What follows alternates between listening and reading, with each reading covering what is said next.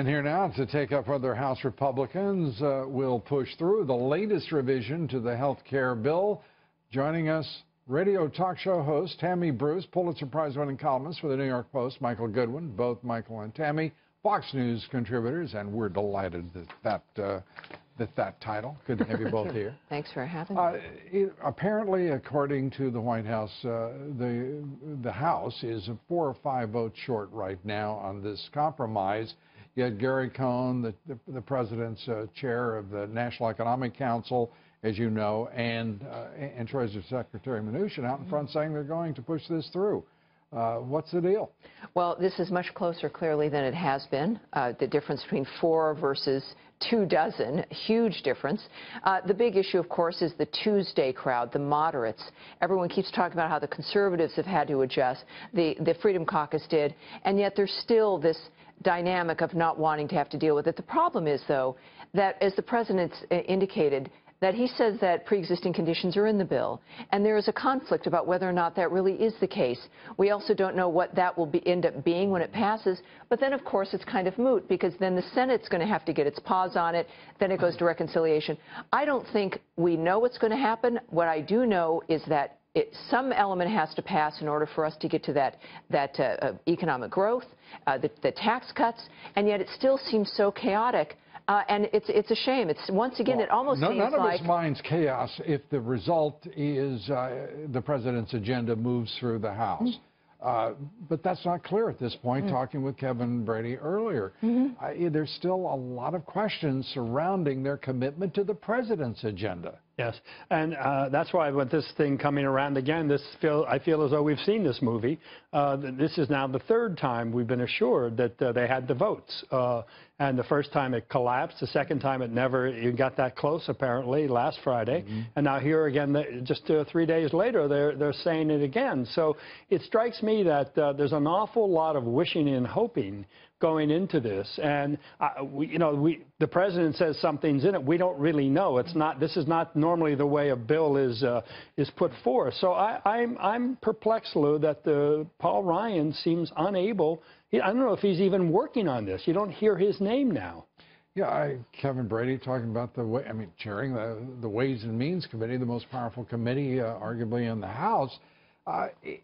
They took 2 days to start planning and working through this legislation, the Republicans in the Ways and Means Committee. I don't see any sense of it. Paul Ryan, was he at home with his family as he insisted he be? What is the deal with the border adjustment tax? That's not the president's plan, and we haven't heard the president endorse it. As a matter of fact, quite the opposite. Yes. And it just doesn't make sense about where we are, because it's almost like we're back to the better way of thing. Listening to them. Well, one of the great things we thought when Mike Pence was brought on, and we knew this, and President Trump said, I'm going to need someone to talk with Congress and deal with Congress. And he's done a terrific job of it. And he's doing it, and he's been there. But my concern is, it's possible the president isn't sure what's in the bill, or that he's been misled. That's been my concern from the beginning, is that there is someone in the inner circle who is telling him one thing, and it ends up being another. And he's got to realize... You won't see him in the inner circle very long. Let me tell you, it's not Steve Bannon. Steve Bannon is not the one determining what's happening legislatively. I think it might be the man who was running the Republican Party. So this is where I think... Referring to Reince Priebus. Indeed. We've got to see the president recognize that he has not been advised well up to this point because of the problems of just getting certain things through. There is about this a peculiar construction. But one that also at the same time makes sense, not in terms of historical process, but the fact of the matter is, I don't know the degree to which any of us should be so consumed with the minutiae, the particulars of a bill.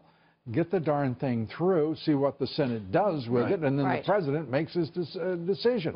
Because the one thing that is clear is that the American people have great confidence in the president to not sign it if he thinks it's something less than would be desirable. Well, look, with the spending bill today, too, I mean, that doesn't feel like a Trump spending bill, by and large. That feels... Just because it doesn't have a wall in it? Well, it has a number of things, right? I mean, sanctuary cities? Well, the whole domestic side of things, the spending goes up. I mean, where are the savings so you can fund the military increase? That was part of it. Let's remember, though, this is really kind of the backwash of Barack Obama. This is a thing that clearly had already been negotiated, and this is from last year. So this is like the last hurrah.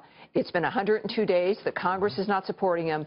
It's the next budget for the fiscal year starting in September. That had better work and had better reflect the agenda. But it's going to be even harder because these spending increases will now be built into the baseline. So you're going to have to cut even more just to get back to where you are now. Don't you think it's a fairly safe bet to say that House Speaker Ryan, amongst all of his leadership, are about, he's about to find out that the president has a number of specific and very effective ways in which to discipline the party and its members, no matter how high in leadership.